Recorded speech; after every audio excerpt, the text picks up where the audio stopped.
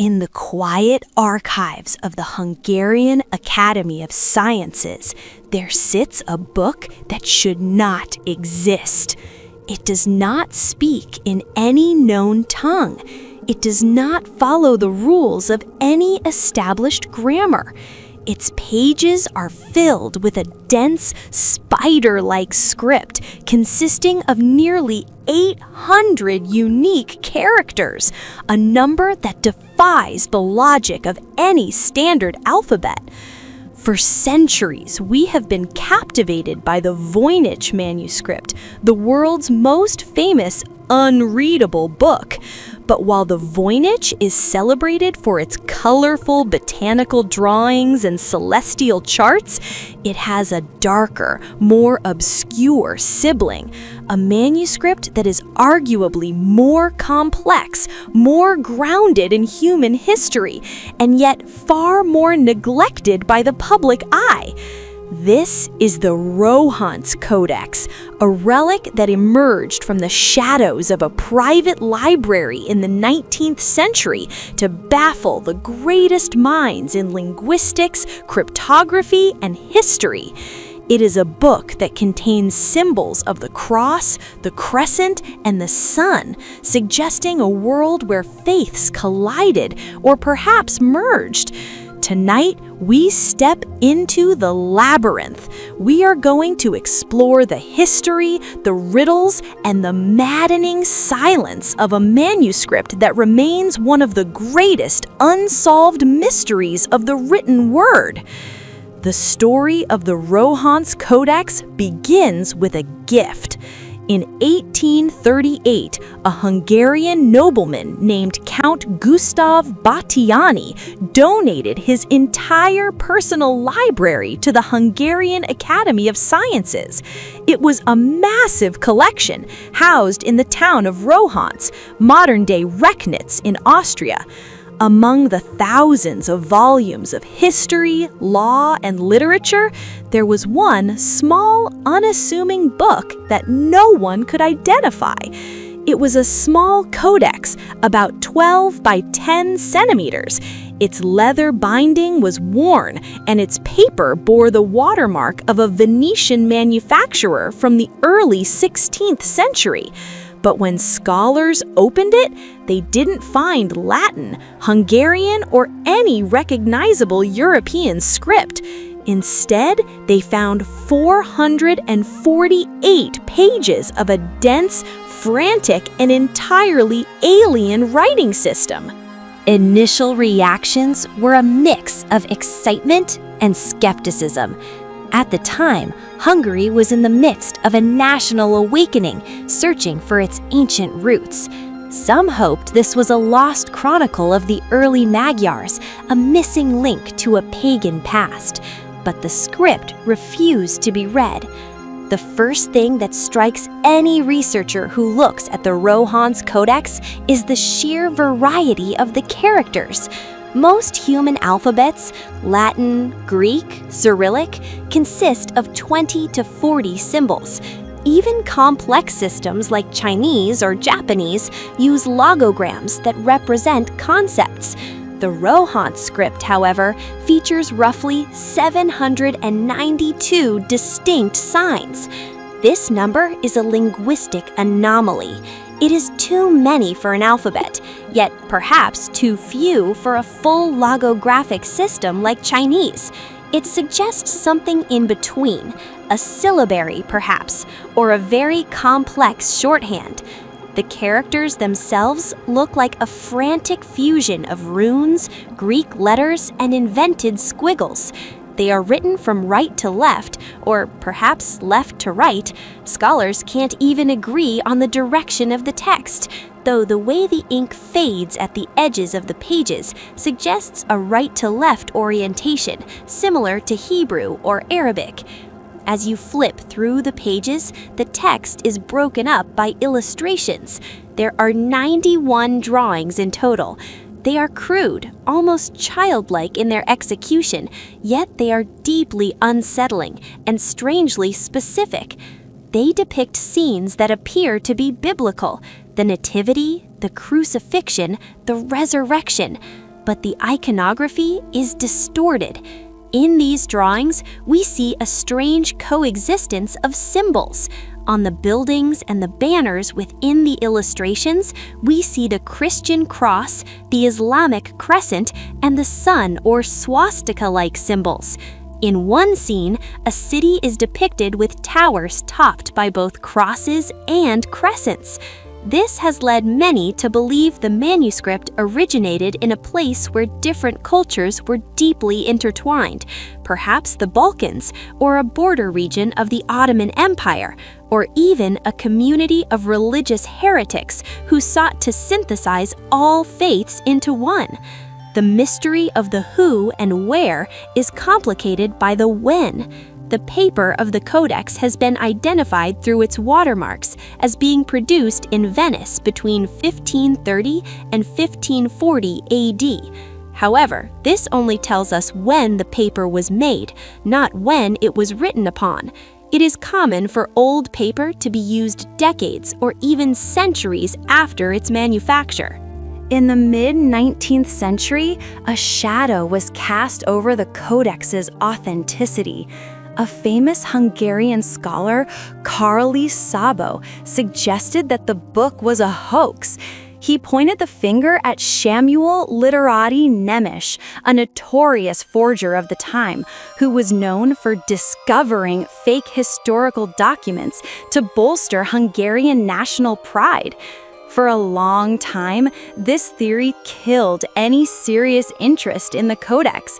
If it was a hoax, it wasn't worth the effort. But as the decades passed, modern cryptanalysts began to look closer. Hoaxes usually have a tell. They often lack the underlying statistical patterns of a real language. If you just scribble nonsense, the distribution of symbols will be random. However, computer analysis of the Rohonc Codex has revealed something startling. The text has the structural properties of a language. It follows Zipf's law, a mathematical rule that describes the frequency of words in natural languages. The words in the Codex, clusters of symbols, repeat in a way that suggests a complex grammar and a deliberate meaning. If it is a hoax, it is a work of genius, created with a level of linguistic sophistication that would have been almost impossible for a 19th century forger to achieve. So if it is a real text, what does it say? There have been many attempts to break the code. Some researchers have tried to map the symbols to the Old Hungarian script, known as Rohonc Codex. Others have tried to connect it to ancient Romanian dialects, or even Vlach. One of the most intriguing theories came in the late 20th century from Viorica Enecuc, a Romanian researcher who claimed to have translated the entire manuscript. She argued it was a history of the Blocky people, a group she believed lived in the Danube Valley, and that the text described their battles against the Hungarians and Pechenegs. However, her translation was widely criticized by the scientific community because it lacked a consistent method. The same symbol would mean different things in different places just to make the sentences work. More recently, a more rigorous approach was taken by Hungarian researchers Gabor Tokaj and Levente Zoltan Kirali. They began to treat the Codex not as a lost language, but as a code. They identified specific patterns, for instance, a sequence of symbols that frequently appears in scenes of the crucifixion. They proposed that these symbols represent the names of the four evangelists, Matthew, Mark, Luke, and John. By working backward from these anchor words, they developed a theory that the Codex is a code based on a phonetic system, possibly hiding a version of a religious text or a prayer book. Their work suggests that the underlying language might be a form of artificial language or a heavily disguised version of a regional dialect, created perhaps for a secret religious community that needed to hide its liturgy from the authorities. But even their brilliant work only scratches the surface. If they are correct, and the book is a code for a known religious text, it still doesn't explain why someone would go to such immense lengths to invent nearly 800 characters to hide it. Why such a massive alphabet? Was it an attempt to create a universal language of God? Or was it the work of a single, isolated mind, a monk or a scholar, driven by a vision that only he could understand? When we compare the Rohonc Codex to the Voynich Manuscript, the differences are striking. The Voynich feels like a dream, ethereal, botanical, and distant. The Rohonc feels like a secret history, grounded in the architecture of cities, the symbols of warring religions, and the heavy weight of the 16th century world. The Voynich is famous because it is beautiful. The Rohonc is ignored because it is difficult, gritty, and stubbornly silent. Yet, the Rohonc Codex may be the more important puzzle. While the Voynich might be a medieval encyclopedia of the imagination, the Rohonc feels like a genuine attempt to communicate something urgent, something that needed to be protected by a wall of 800 symbols. Imagine the person who wrote this. Imagine them sitting in a room somewhere in Central Europe, the sound of the Reformation and the Counter-Reformation echoing outside their window. The Ottoman armies are moving through the Balkans. The world is changing, breaking apart. And there, in the flickering candlelight, this person is carefully constructing a book that no one else can read. They are pouring their faith, their history, or perhaps their madness into a script that would remain a ghost for 500 years. Every time a scholar thinks they have found the key, the codex seems to shift. It is a masterpiece of ambiguity. The more you look at the 792 characters, the more they begin to look like faces, like tools, like movements of the hand. Is it a lost language of a tribe that vanished without a trace? Is it a sophisticated cipher designed to protect a heretical faith from the Inquisition?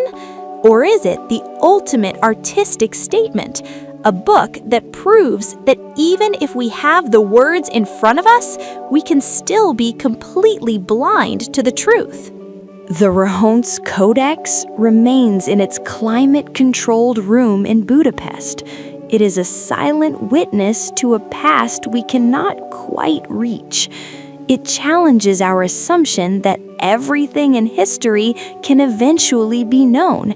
It reminds us that there are still shadows in the archives, and that sometimes the most profound secrets are written in plain sight, waiting for a pair of eyes that can finally see the pattern.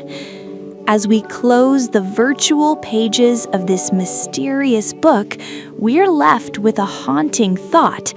If we ever do decode the Rohonc, will we find a message for the ages? Or will we find that some secrets were never meant to be shared with the future? For now, the 800 symbols remain as they have always been, a silent, beautiful, and impenetrable wall of ink. The mystery of Rohonc continues to wait, and in that waiting, the manuscript lives on, the most enigmatic book that the world forgot to remember.